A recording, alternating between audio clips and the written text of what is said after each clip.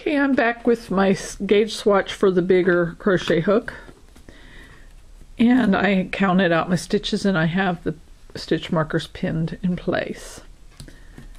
Then I'm going to line up this with the edge of the stitch, and this is just under 4 inches. This is about 3.5 inches. I'm going to go ahead and use the P hook even though my gauge is smaller, because the Q hook is a lot bigger than the P. So it's not going to work well to switch to even a bigger hook. I'll compensate by loosening my gauge a little bit while I'm crocheting, and I'll also measure my work. And if I pull on it just a little bit, it does get to 4 inches. But I don't think the 4 inches is the stretch. It should be relaxed.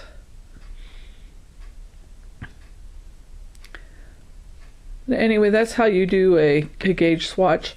Now, if I want to do number of rows and check those, the row,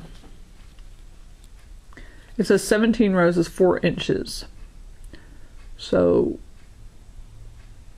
8.5 would be 2 inches. And you count bumps as 2 rows. 2, 4, 6, 8. So if this is just under 2 inches, it should be okay. And it is.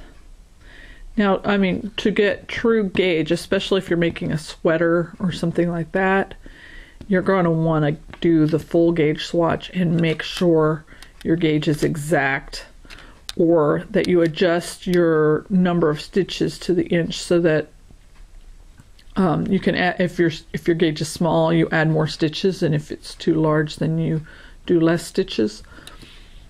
But in this case, because it's a hat and it stretches to fit, I'm not going to worry about this 1/4 inch difference in my gauge.